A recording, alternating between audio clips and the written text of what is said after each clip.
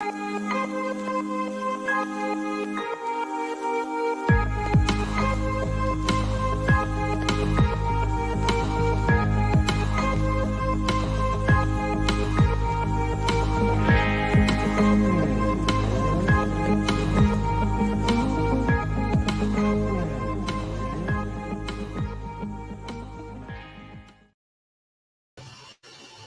students, welcome to another class of Chiku Chong. Okay, it's been quite some time I've had a class because I was busy marking exam papers. So today I'm back and I'm going to continue my previous lesson that was 7.2. I stopped at 7.2. So today I'm going to talk about 7.3, which is fermentation. So I hope that students like yourself will be able to learn something after today's lesson. Okay, so I will share screen now. I hope that you can see this. All right, if you can't, maybe you can let me know. All right, I do not know who is watching with me now. Anyway, good afternoon to everyone. And I hope that you will learn something, okay? Something useful from today's class. Okay, let me share screen now. All right, today's class is on fermentation. This is a continuation of 7.1 and 7.2, where we talk about cellular respiration. Okay, now we just recall a little bit before we continue with fermentation. So if you were to remember, okay, let's remember our previous, when you talk about cellular respiration, all right, now you see that in a cell, you have cytoplasm and mitochondrion, and the glucose is the main substrate for respiration. So when you break down glucose, you're going to release energy from the molecule. So let's look at this. Glucose, first of all, is broken down to get pyruvate. Pyruvate is a molecule. Okay, it's a simpler. Actually, one glucose will form two pyruvates. So this process is called glycolysis. That one you've learned in 7.1. Glycolysis is a process where glucose is broken down to produce two molecules of pyruvate. Okay, and this happens in the cytoplasm of the cell. So it does not happen in mitochondrion. It happens without the oxygen, without the presence of oxygen. Okay, now what happens to your pyruvate depends on one factor, whether there is oxygen or whether there is absence of oxygen. Okay, so if there is oxygen supply, okay, glucolysis produces 2 ATP, yeah, so I forgot to tell you this. So this is what you have learned from 7.1. Okay, now if there is oxygen, okay, so what happens to your pyruvate? Pyruvate, glucolysis can only produce 2 ATP. Okay, it cannot produce more than that. Okay, because your pyruvate still contains energy inside. So this molecule is, you have not released all the energy inside your pyruvate. So your oxygen, all right, if there is oxygen, there's presence of oxygen, your pyruvate will undergo, okay, this process where it goes into the mitochondrion, and you can see this mitochondrion. Again, it goes into this Krebs cycle. So in Form 5 level, you do not need to learn about Krebs cycle. You just need to know that in the presence of oxygen, pyruvate will undergo oxidation. So we call this process pyruvate oxidation. And this produces further more ATP. So if there is presence of oxygen, your this process of breaking down your glucose, it will produce up to 38 molecules of ATP. Okay, so there's more oxygen, more energy produced if there is oxygen. Okay, now if there's absence of oxygen, okay, let's say less oxygen or in limited oxygen supply. So what happens is your pyruvate will also be able to produce more energy, but not as much as the oxidation with oxygen or by oxygen. So it will undergo a different pathway. Okay, your pyruvate will, in the condition of less oxygen or limited oxygen supply, it will undergo a process called fermentation. Okay, so today's focus is on to explain what happens during fermentation. So fermentation will only happen when there is lack of oxygen supply or limited oxygen supply. All right, okay, so I will circle this. So you will see today's focus of the lesson is, so your lesson here is on lack of oxygen, you will have fermentation. All right, okay, so this is the background where you have learned before the glycolysis and the pyruvate oxidation. So now we go to today's lesson, which is fermentation. Okay, now fermentation actually, what is the definition? It is incomplete breakdown of glucose in conditions of limited oxygen or without oxygen. Okay, so it's either limited oxygen, that means very little oxygen, or it can also happen without oxygen. All right, okay. So fermentation actually have two types of fermentation. Okay, the first type is called alcohol fermentation. Okay, so if you can see the word alcohol. So in this process of fermentation, alcohol will be produced. So specifically, the type of alcohol is called ethanol. Okay, and ethanol is what you get in beer and wine. Okay, so when you drink beer or wine, the substance that gives makes you mabuk, make you intoxicated or drunk. Okay, is actually ethanol. Okay, so ethanol fermentation will produce these three things: ethanol, which is the alcohol, then carbon dioxide, and also energy. Okay, so you need to remember what are the products of this type of fermentation. Okay, and there's another type of fermentation. Okay, it does not create alcohol, it does not produce alcohol. Okay, but rather it produces another compound, another substance known as lactic acid. So they carried out in different cells. All right, after we'll see the examples. So lactic acid fermentation is another type of fermentation whereby the products are lactic acid and fermentation. So you can see there is one difference here. Okay, I just want to bring your attention. So you see that for alcohol fermentation, you have carbon dioxide produced. Okay, but for lactic acid, there is no carbon dioxide produced. So you just remember this point so that easier for you to write out what are the products of alcohol fermentation and also lactic acid fermentation. Okay, let's carry on. Let's go on to alcohol fermentation first. All right, now alcohol fermentation, there are two examples, okay, carried out by different type of organism or cells. All right, so under alcohol fermentation, I'm going to give you both examples, and this will be asked in the exam. So you have to remember these two examples, okay, and also the equation later. All right, first example where you have alcohol fermentation is this alcohol fermentation is carried out by yeast. Okay, as you know, what is yeast for? Okay, you may have your mom making, baking or cooking and all that. So you probably might know you have a packet of yeast at home here, at home there. So this yeast is actually used to make bread. Okay, I'm sure your mom may have made bread before. So this is bread. Okay, when you add flour, you have to add a bit of sugar. Okay, glucose is the source of energy, and you have to add in your yeast. So your bread will rise, the dough will rise. So when the dough rises, it's because of all these little bubbles. Okay, you see, after you bake your bread, you cut into your bread, you will find a lot of holes there. These holes are actually carbon dioxide bubbles. Okay, it used to be bubbles, but when you bake them, the bubble stays there. All right, and then this carbon dioxide bubble is what makes the bread dough rise, make it fluffy. All right, makes it soft, and your bread becomes easy to eat. So it's not as hard as a biscuit. If you don't have yeast, okay, you have the same ingredients. You take out the yeast, you may get a biscuit, a very hard biscuit. Okay, so that is the use of yeast. That is to produce carbon dioxide. And this carbon dioxide makes the bread fluffy and soft. Okay, and there's also actually ethanol produced inside your bread. But don't worry, when you bake your bread, your alcohol will be vaporized or it will be evaporated. Okay, when you bake your bread, so there will be no alcohol remaining in your bread.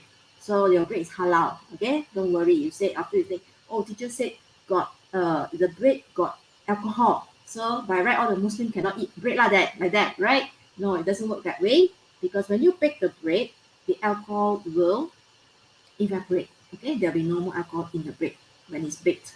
Okay, now let's look at another example. This bread making. You also need yeast. You also use yeast in beer brewing, that is making beer, and also wine, making wine and beer.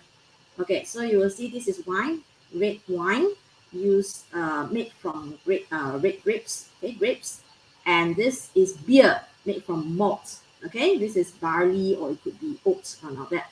So in this example of beer making, what we need from here is not the carbon dioxide. even though there is carbon dioxide produced. But more importantly, what you want is the ethanol, which is the alcohol. So beer and wine contains alcohol because this is what happens when you put in your yeast. Your yeast will carry out alcohol fermentation and produces ethanol. And that is the ethanol that you have in your beer or your wine that makes you mabuk if you drink too much. Okay? All right. Now, this is the first example. So you talk about yeast carrying out alcohol fermentation and the examples which is making of bread and making beer and also wine. Okay, but different purpose lah, right? If you want to make bread, you want the carbon dioxide bubbles. If you're making ethanol, if you're making beer or wine, you want the ethanol actually. Okay, second example. Another example where alcohol fermentation is carried out. Okay, so the first example was yeast. Now the second example is by paddy plant.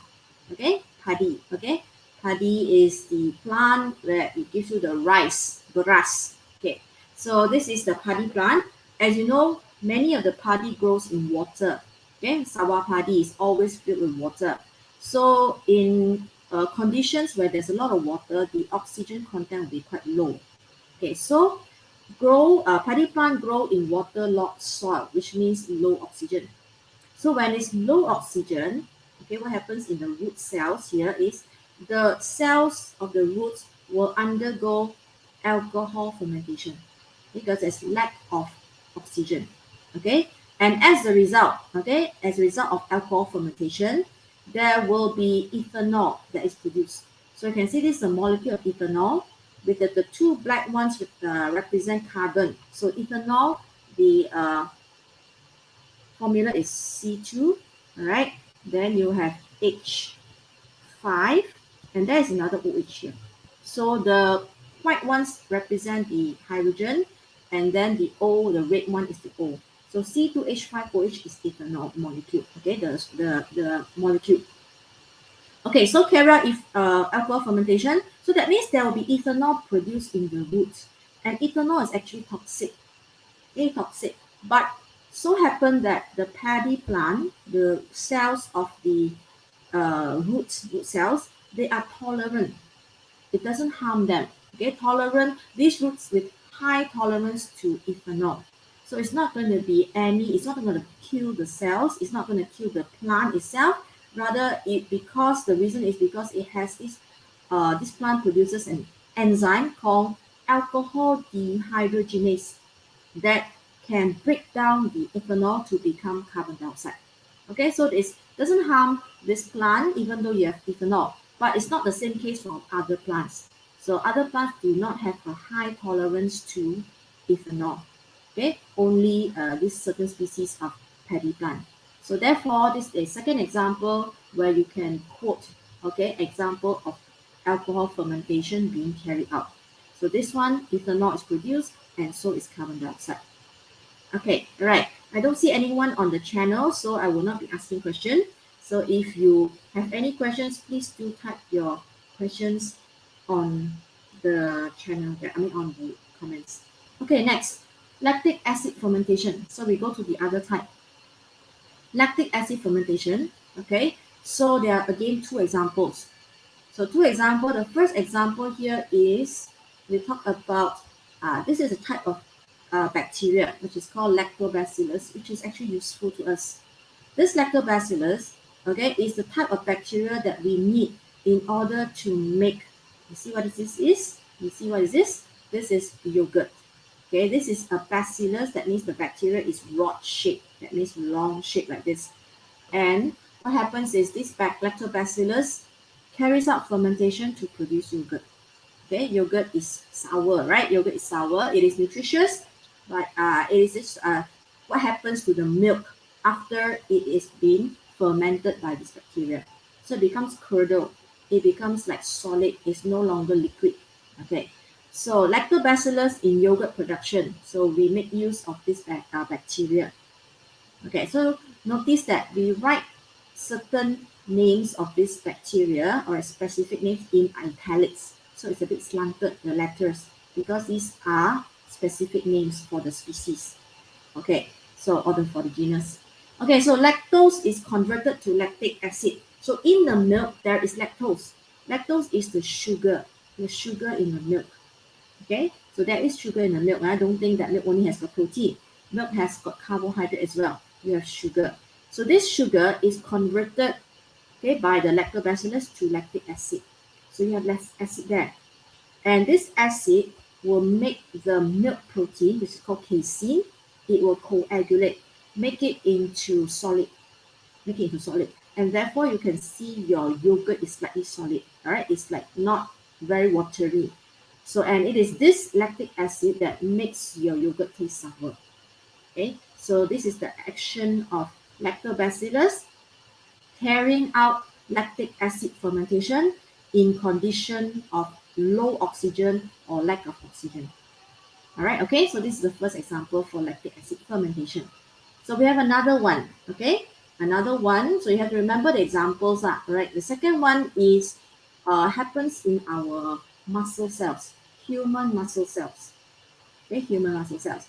So in conditions where we do not get enough oxygen, okay, especially when we are exercising, okay, we're exercising, very vigorous exercise, okay, you may be running, you'll be sprinting, all right, and you notice that when you run after you finish exercise, you'll be panting. Okay, so this is another activity. Let's see this person. I'm sure you know who he is, right? He's a very famous, he's the fastest runner in the world. His name is, you can see the flag, I mean he's wearing the color of his country. Okay, so this is, I'm sure you know, right, the fastest man on earth at the moment. This is Usain Bolt, and he's from Jamaica. So when you're running a sprint, when you're sprinting, you need a lot of oxygen to be supplied to your muscle cells so that your muscle cells can produce a lot of energy. And this energy is needed for contraction and relaxation of your muscles at a higher rate. So this is done, your human muscle cells will carry out lactic acid fermentation when you are carrying out vigorous activity. Okay, activity that is very, very intensive. Very intensive. All right.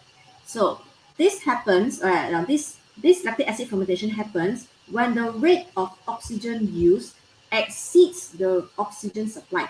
It means that you need so much oxygen, this much oxygen, but your respiration system is not able to supply. Let's say you need 100%, right? But your body at the moment can only supply you, let's say 80% of the oxygen that is needed for your vigorous activity. So in other words, what we say is the oxygen needed is more than what your oxygen can supply.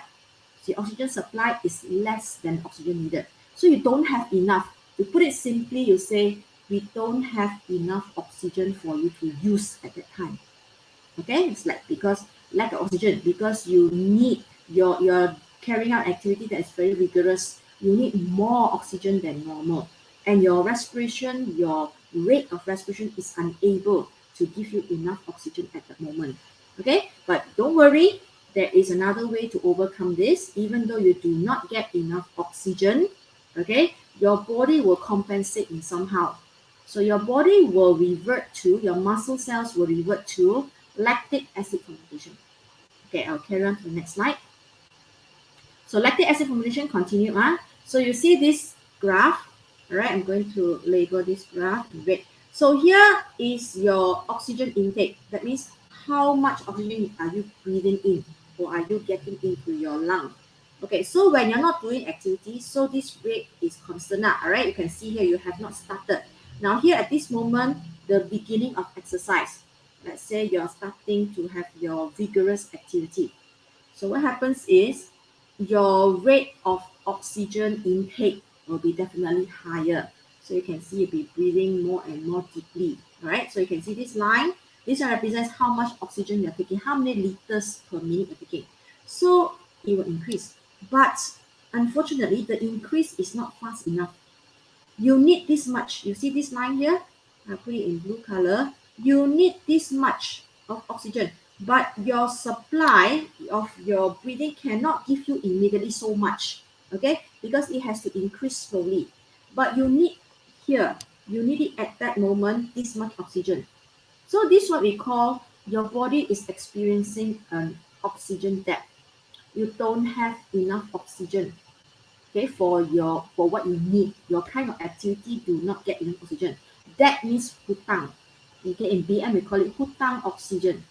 All right, okay, so you need this much of oxygen. Let's say here you need this much, but your body can only slowly supply because you can see the curve is getting more and more and more and more, but it cannot reach here. You need this much. You can see this line here. This is how much you need right at the top here. So you are experiencing what we call an oxygen debt. So the difference here, you can see this line I've already highlighted. That area encompassed by the two lines there, the graph there. This area is what you should get, but you didn't get at that time. Okay, so you are experiencing oxygen debt. Okay, now, so again, I remind you, the oxygen that you need is more than what your oxygen that is supplied to your body. You cannot get enough oxygen at the time. So you are called, your muscle is now experiencing an oxygen debt state. That means oxygen debt. Okay, oxygen deficient, not enough oxygen. Okay, so what to do, right? This is oxygen debt now, right? You hutang first, right? So even though you don't get enough oxygen, you still have glucose there. You can carry out a breakdown of the glucose, but it's a partial because you don't have enough oxygen, you cannot have a complete oxidation. Your glucose can be broken down, but you can only generate 2 ATP only. Very little energy, but better than nothing lah, right? You still have energy produced, but it's very little, 2 ATP. If you have enough oxygen, you should get up to 36 ATP, 36 molecules of ATP, which is 2,898 kilojoules. But this one is only 150 kilojoules. All right, okay. So now what to do? This kind of breaking down will give you energy, very little, but you will, on the other hand, you will also get to produce lactic acid. So this lactic acid will be accumulated in your muscle cell as you're exercising. So the longer you exercise, the more lactic acid will be accumulated inside your body cells, inside your muscle cells. All right, okay. So now your accumulated lactic acid. So after you are doing exercise for a long time, you find your lactic acid. Okay, actually your muscle will feel very tired. Fatigue means tired. Muscle cramps may happen. So it's because you have accumulated lactic acid in your muscle cells. Okay, now let's continue and say what happens when you stop the exercise. So you stop it here. Okay, at this point here, you stop the exercise. So when you stop exercise, this is called the end of exercise. You notice that your oxygen do not immediately drop down here. You do not immediately stop taking oxygen that much. You find that you will slowly, your rate of oxygen will slowly decrease. It doesn't immediately stop. That means after you finish exercise, you will still be breathing heavily. That's why we say you are panting.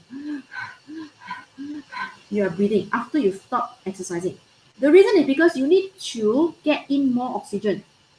This is what we call you are repaying your oxygen debt. Okay, I'll go to the next slide now. It's actually the same thing here. So when the activity stops, the athlete will take in excess oxygen. So after you finish exercising, you cannot immediately just become like normal. Your breathing is still very fast. Your breathing will still be like that, panting. You're panting. It's called panting. Terchungap in BM.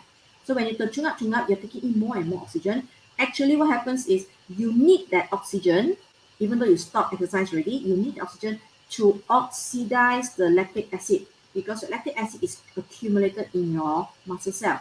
It will make your muscle cell tired and also you get muscle cramp. So you need to break it down. You need to break down the lactic acid and you will get carbon dioxide, water, and energy. Okay, so this amount of oxygen that you breathe in later is to do this job, to oxidize the lactic acid. And you notice that this area, all right, this area is exactly the same area as this. Okay, just now you could not get that amount of oxygen. Now you have to pay back. Okay, you pay this oxygen debt. And this area is the same as this area actually. And once this oxygen debt has been repaid, you notice that you see your respiration will drop back to normal. You say recovery already. That means you no longer the chunyak. You no longer have to pant. You already stop panting. You go back to normal because you already taken in the oxygen that you didn't have in the first place. So you already repay back your hutang. Okay, so to this oxygen is now used to oxidize the lactic acid. So your lactic acid, when oxidized, you will get carbon dioxide, water, and also ATP. You also get some ATP from there. Okay, and then when all the lactic acid is being oxidized, the oxygen debt is said to be repaid. Okay, already paid back already. Okay, so already paid back, so you don't hutang anything. Just now you hutang, now you pay back. You pay back when you have to take in extra oxygen to replace the oxygen that you didn't have in the beginning. All right, okay, so that is lactic acid fermentation in muscle cells. So this only happens when we carry out vigorous activity. Okay, not just simple activity like just walking, leisure walking, jogging. You have to be quite vigorous. Then you will get this lactic acid fermentation in your muscles, your muscle cells. Okay, so now, so let's see. This is your lactic acid will build up as you exercise it. It become more and more and more. So what happens to lactic acid? Like I mentioned, this lactic acid will move into the bloodstream. It is going to be removed. Okay, it will be removed in the bloodstream, diffuses in the bloodstream, and it is going to be delivered to the liver, and the liver will break it down. Then you will get carbon dioxide and water, and of course some energy is released as well. Okay, so this is the reaction or the equation where lactic acid is being oxidized. This is after exercise. After exercise is already over. Okay, now equations. Okay, so you don't need to balance the equation. You don't need to write in formula symbols. You need to write in words. So biology, all right, we are not worried about you not knowing how to write. You need to know to write in words. So alcohol fermentation, glucose, you get ethanol. Glucose is broken down incompletely to get ethanol, carbon dioxide, and energy. So your ethanol still has energy inside. That's why you only get 2 ATP from this breakdown. Okay, you get only 2 ATP, which is 210 kilojoule. And how to remember? Very simple. Alcohol. So remember, there's ethanol. Ethanol is alcohol, and it always goes together with your carbon dioxide. Ethanol is produced, carbon dioxide is produced in alcohol fermentation. Okay, the other type is lactic acid fermentation. Lactic acid fermentation, your glucose is broken down also, all right? This is also incomplete, we call it incompletely broken down, partially. You will get lactic acid. So this lactic acid also contains energy inside. It's just like a simpler version of your glucose. It also contains, and you have not released all the energy that is inside lactic acid. And as a result, you also get very little ATP, which is about 2 ATP away from both types of fermentation. So fermentation is not a very effective way of producing energy actually. Okay, not very effective, but it's better than not producing at all, right? You get a little bit. So after the lactic acid has accumulated in your body cells, you have stopped your activity, right? Your lactic acid will be oxidized. And the equation for oxidation in words, all right, lactic acid plus oxygen, oxidized means plus oxygen, you get carbon dioxide, water, and energy, just like the respiration products. Okay, so you don't need to worry about the symbols, the chemical symbols. You just need to worry about the words on it. So for biology, just write in word form. Okay, no need to write in chemical symbols. I mean the equation in symbol. You leave that for chemistry. Okay, right. So let's revise a little bit more. Now go back to the entire picture. So the entire picture of cellular respiration is like this. Okay, I want you to get a clear picture. So you start with glucose. The glucose is your main substrate for respiration to produce energy. So first of all, your glucose is broken down in a process called glycolysis. You will get pyruvate. Okay, 2 molecules of pyruvate. And what happens to your pyruvate depends on whether there is oxygen or whether there's lack of oxygen. When there is sufficient supply of oxygen, the pyruvate will undergo oxidation. Okay, we call it oxidation of pyruvate. Then you have this one, it goes into your mitochondria. This is with oxygen. And you have all this. Now, don't have to worry about this. This one you learn in Form 6, right? You don't need to worry about acetyl coenzyme A. So as long as you know this is the one that produces the most energy with oxygen, okay, presence of oxygen, you get 38 up to 38 molecules of energy, or 2,898 kilojoules of energy, okay, from one molecule of glucose. Now, another condition is what happens if you have this pyruvate but lack of oxygen. If lack of oxygen, it will carry out fermentation. So today's lesson was on fermentation. Okay, and then you notice there are two types of fermentation.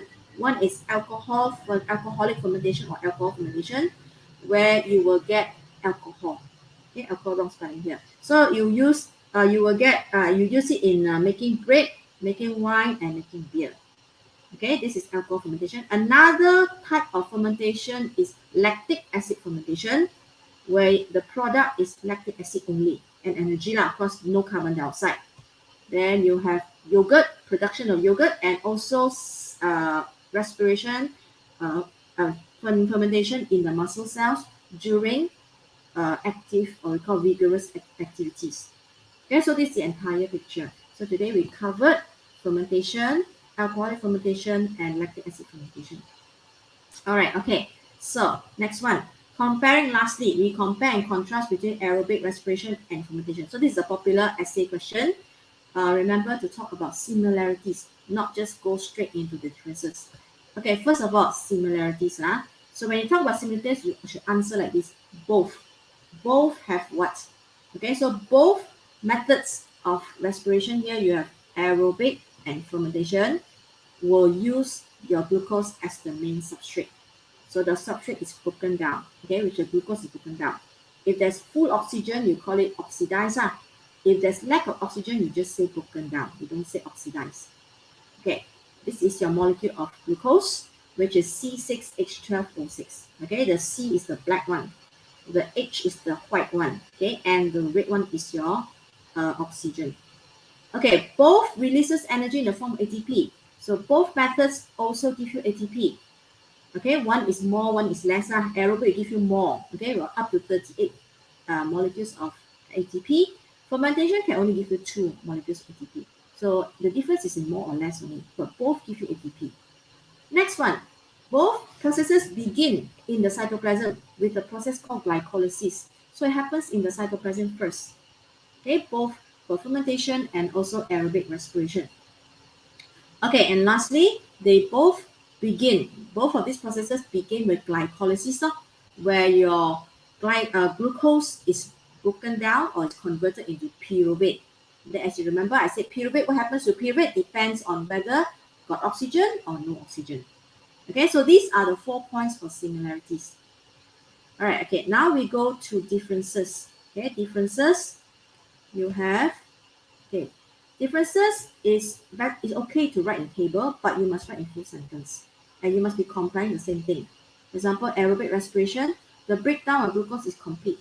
Okay, the molecule is completely broken down. There's no other bonds in the glucose molecule that still holds the energy inside. Okay, you've already released all the energy in the molecule. But for fermentation, the breakdown of glucose is incomplete because the product, for example, ethanol, will still have energy inside the molecule. Same with lactic acid. There is still energy that's not been released in the lactic acid. So it's incompletely broken down. Okay, next. Aerobic respiration occurs in the presence of oxygen, whereas fermentation is either without oxygen or limited oxygen supply, that means less oxygen. Okay, aerobic respiration occurs in cytoplasm and mitochondria. Okay, so first happens in cytoplasm, afterwards this pyruvate will go into the mitochondria for aerobic respiration. But for fermentation, it only occurs in the cytoplasm only. It does not go into the mitochondria. Okay, next, what is the product? Aerobic respiration produces carbon dioxide and water. Okay, easy to remember. And for fermentation, you have other substances. It's not just carbon dioxide and water because you have these intermediate substances called ethanol, if it's alcohol fermentation, and you will get lactic acid if it's lactic acid fermentation. Okay, so for ethanol, for alcohol fermentation, you get ethanol and carbon dioxide. For the other one, lactic acid fermentation, you only get lactic acid and of course energy lah. Okay, lastly, the amount of energy that you get, okay, is different. So one molecule of glucose for aerobic respiration will give you 2,898 kilojoules of energy, which is about 36 to 38 molecules of ATP from one molecule of glucose. Okay, that's quite a lot. Okay, but for fermentation, if it's one molecule of glucose, you can only produce either 150 kilojoules or 210 kilojoules of energy. Okay, one is for the alcohol fermentation, the other one is the lactic acid fermentation. But if you convert into terms of ATP, it's just a 2 ATP only. All right, okay. So this is what I want to explain about fermentation. You need to remember the differences and similarities, and also the entire process. What are the products of alcohol fermentation, and also this one, the lactic acid fermentation, and the examples where it happens. Okay, so thank you very much for watching my or joining my class. So I'm not sure who is here, but thank you very much, and I hope you have learned something. And you can watch this video again, or you can send it to your friends, okay, if they find that they need some explanation on fermentation. Okay, I will see you then. I will see you next time. All right, thank you very much, and bye bye everyone. Bye bye. Have a good weekend.